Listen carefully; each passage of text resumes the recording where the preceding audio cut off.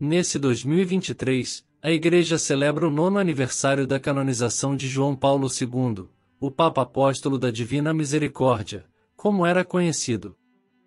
Esse grande Papa Santo tinha uma especial devoção pelos anjos, chegando a dar catequeses sobre o assunto. E é isso que vamos conhecer no vídeo de hoje. Antes, eu já te convido a deixar o like, se inscrever, caso ainda não seja inscrito, ativar o sino das notificações, assim o YouTube te avisa sempre que tiver vídeo novo no canal e claro, compartilhe esse vídeo com mais pessoas, para que elas possam conhecer mais sobre os anjos. O Santo Papa João Paulo II dava uma atenção especial ao tema dos anjos. Tanto que em 1986, durante a tradicional audiência papal das quartas-feiras, o Santo Padre presenteou os fiéis com a catequese dos anjos, abordando o tema ao longo de 6 encontros e instando os católicos a abraçarem essa verdade de fé. E fica comigo, que ainda vamos saber mais dessa catequese, e o que o Santo Papa nos ensinou sobre os anjos. Com o passar dos anos, o tema anjos tornou-se algo confuso, devido às menções em outras religiões ou correntes filosóficas. Por essa razão, o Pontífice destacou a importância desse tema para nossa jornada neste mundo temporal. São João Paulo II enfatizou que tanto os seres humanos quanto os anjos desempenham funções específicas de acordo com sua natureza dentro do plano salvífico em Cristo. Conforme exposto na catequese de João Paulo II, embora os anjos sirvam como intermediários entre Deus e o homem, essas criaturas celestiais caminham ao nosso lado na jornada da vida, auxiliando-nos na realização do propósito divino em nossa existência terrena. Os anjos são mencionados centenas de vezes nas Sagradas Escrituras, e embora o homem moderno possa não acessar essa informação como deveria, é possível encontrar detalhes sobre esses mensageiros de Deus em muitas obras hagiográficas, bem como no magistério e na tradição da Igreja. Muito bom, não acha? Pois agora, vamos às palavras do Papa, onde ele vai dar uma catequese sobre os anjos. Veja só. Vimos nas últimas catequeses como a Igreja, iluminada pela luz que provém da Sagrada Escritura, confessou ao longo dos séculos a verdade sobre a existência dos anjos, seres puramente espirituais e criados por Deus. A Igreja o fez desde o início com o símbolo niceno-constantinopolitano e o ratificou no Quarto Concílio de Latrão, 1215, de cuja formulação se apropriou o Concílio Vaticano I no contexto da doutrina sobre a criação. Deus o criou simultaneamente desde o início do tempo, do nada, ambas as criaturas, a espiritual e a corporal, isto é, a angelical e a mundana, e em seguida a humana, de algum modo comum a ambas, constituída de espírito e corpo. Ou seja, Deus criou desde o princípio ambas as realidades. A espiritual e a corporal, o mundo terreno e o angélico. Ele tudo criou simultaneamente em ordem à criação do homem, composto de espírito e matéria e colocado, segundo a narração bíblica, no quadro de um mundo já estabelecido conforme suas leis e já medido pelo tempo. Além de sua existência, a fé da Igreja reconhece certas características distintivas da natureza angélica. Seu ser puramente espiritual implica, antes de tudo, sua imaterialidade e imortalidade. Os anjos não têm o corpo, ou ainda que, em determinadas circunstâncias, eles se manifestem de forma visível, devido à sua missão em prol dos homens, e, portanto, não se encontram submetidos à lei da corrupção, comum a todo o mundo material. Jesus mesmo, referindo-se à condição angélica, dirá que na vida futura os ressuscitados jamais poderão morrer, porque são iguais aos anjos. Enquanto criaturas de natureza espiritual, os anjos possuem inteligência e livre-arbítrio, assim como o homem, mas em grau superior, embora sempre finito, uma vez que todas as criaturas são intrinsecamente limitadas. Os anjos, portanto, são seres pessoais, e enquanto tais, são também ou imagem e semelhança ou de Deus. A Sagrada Escritura se refere aos anjos empregando apelativos não apenas pessoais, como os nomes próprios Rafael, Gabriel e Miguel, mas também ou coletivos, ou como os qualificativos, os serafins, querubins, tronos, potestades, dominações, principados, além de estabelecer uma distinção entre anjos e arcanjos. Ainda que levemos em conta a linguagem analógica e representativa do texto sagrado, podemos deduzir que estes seres pessoas, como que agrupados em sociedade, subdividem-se em ordens e graus, correspondentes à medida de sua perfeição e à tarefa que lhes cabe. Os anjos são seres pessoais, e enquanto tais, são também ou imagem e semelhança ou de Deus. Os autores antigos e a própria liturgia falam também de coros angélicos, 9, de acordo com Dionísio, o Areopagita. A teologia, especialmente a patrística e a medieval, não rejeitaram estas ideias, senão que, pelo contrário, buscaram dar-lhes uma explicação doutrinal e mística, sem contudo lhe atribuir um valor absoluto. Santo Tomás preferiu aprofundar as investigações sobre a condição ontológica, sobre a atividade cognoscitiva e volitiva e sobre a elevação espiritual destas criaturas puramente espirituais, por sua dignidade na hierarquia dos seres e porque, estudando-os, podia compreender melhor as capacidades e atividades próprias do espírito em estado puro, aurindo daí não pouca luz para esclarecer os problemas de fundo que agitam e estimulam desde sempre o pensamento humano, o conhecimento, o amor, a liberdade, a docilidade a Deus, a conquista do seu reino. O tema a que nos referimos pode parecer o distante ou o menos vital ou para a mentalidade do homem moderno.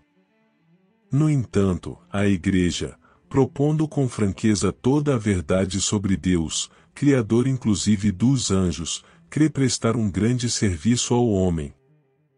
O homem tem a convicção de que em Cristo, homem-Deus, é Ele, e não os anjos, que se encontra no centro da revelação divina. Pois bem, o contato religioso com o mundo dos seres puramente espirituais convertisse numa preciosa revelação do seu ser não apenas corpóreo, mas também espiritual, e de sua relação de pertença a um projeto de salvação verdadeiramente grande e eficaz, dentro de uma comunidade de seres pessoais que, para o homem e com o homem, servem ao desígnio providencial de Deus. Percebemos que a Sagrada Escritura e a tradição chamam propriamente anjos aqueles espíritos puros que, na prova fundamental da liberdade, escolheram a Deus, sua glória e seu reino. Eles estão unidos a Deus mediante o amor perfeito que nasce da visão beatífica, face a face, da Santíssima Trindade. É Jesus mesmo quem o diz, e seus anjos no céu contemplam sem cessar a face de meu Pai que está nos céus. Este o contemplar sem cessar a face do Pai é a manifestação mais alta de adoração a Deus. Pode-se dizer que constitui a liturgia celeste, realizada em nome de todo o universo, à qual se associa incessantemente a liturgia terrena da Igreja, especialmente em seus momentos culminantes. Basta lembrar aqui o ato com que a Igreja, a cada dia e a cada hora, no mundo inteiro, antes de começar a oração eucarística no coração da Santa Missa, recorre aos anjos e aos arcanjos para cantar a glória de Deus 3 vezes santo, unindo-se assim àqueles primeiros adoradores de Deus, no culto e no amoroso conhecimento do mistério inefável de sua santidade. Não são todos os anjos espíritos ao serviço de Deus, que lhes confia missões para o bem daqueles que devem herdar a salvação? De acordo com a revelação, ademais, os anjos que participam da vida da Trindade na luz da glória estão chamados também a tomar parte na história da salvação dos homens, nos momentos estabelecidos pelo desígnio da providência divina. Não são todos os anjos espíritos ao serviço de Deus, que lhes confia missões para o bem daqueles que devem herdar a salvação? Pergunta o autor da Epístola aos Hebreus, 1:14.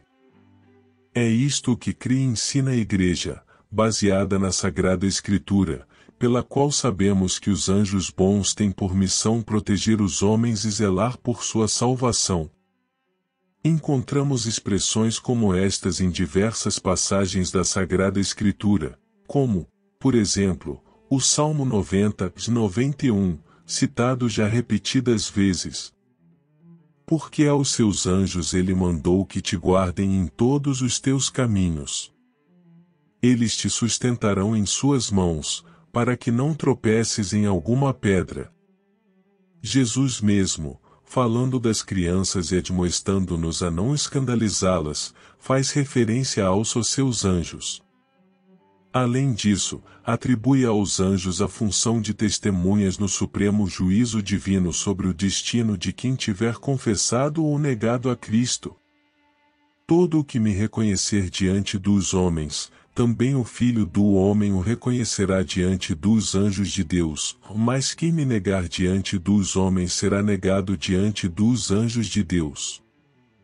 Estas palavras são significativas, e se os anjos participam do juízo de Deus, é porque se preocupam pela vida do homem. Interesse e participação que parecem receber um tom mais forte no discurso escatológico, no qual Jesus faz os anjos intervirem na parousia, ou seja, na vinda definitiva de Cristo no fim da história. Todo fiel tem ao seu lado um anjo como guia e pastor para conduzi-lo à vida. Entre os livros do Novo Testamento, são especialmente os Atos dos Apóstolos que nos dão a conhecer alguns episódios que testemunham a solicitude dos anjos para com o homem e sua salvação. Assim, um anjo de Deus liberta os apóstolos da prisão, e antes de tudo a Pedro, que corria risco de vida nas mãos de Herodes. Vemos ainda um anjo que orienta a atividade de Pedro com respeito ao centurião Cornélio, o primeiro pagão convertido, e, analogamente, a atividade do diácono Filipe no caminho de Jerusalém a Gaza.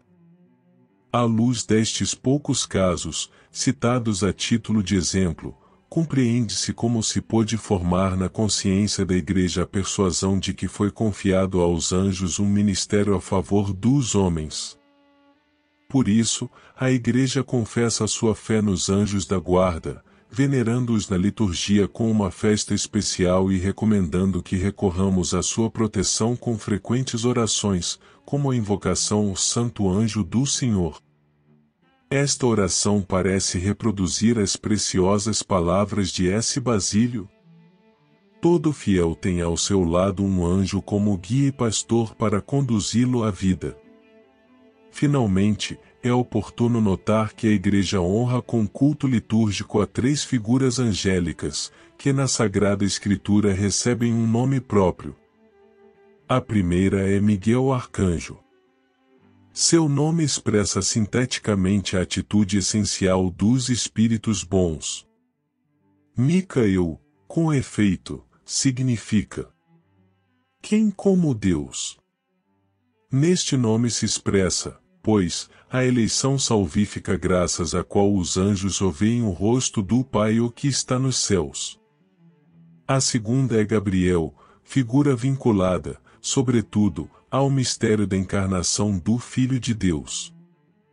Seu nome significa o meu poder é Deus ou o poder de Deus, como que indicando que, no ápice da criação, a encarnação é o sinal supremo do Pai onipotente.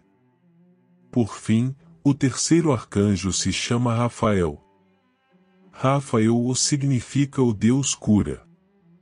Ele se deu a conhecer na história de Tobias, no Antigo Testamento, tão significativa porque nela se confiam aos anjos os pequenos filhos de Deus, sempre necessitados de amparo, cuidado e proteção.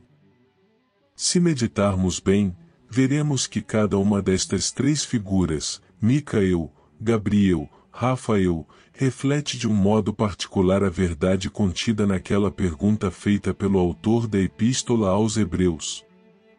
Não são todos os anjos espíritos ao serviço de Deus, que lhes confia missões para o bem daqueles que devem herdar a salvação? E esses foram os ensinamentos do Santo Papa João Paulo II. Vamos encerrar com uma oração. Obrigado a você que assistiu até aqui. Te convido a rezar comigo. Antes te peço que deixe seu like e compartilhe essa catequese sobre os anjos com mais pessoas. Agora, para encerrar, vamos rezar. Obrigado por ter assistido esse vídeo. Ao fim desse vídeo, novas sugestões de vídeo aparecerão. Assista que são ótimos vídeos como esse. Santo anjo do Senhor, meu zeloso guardador, se a ti me confiou a piedade divina, sempre me rege, guarda, defende, ilumina. Amém. Que Nossa Senhora abençoe você imensamente.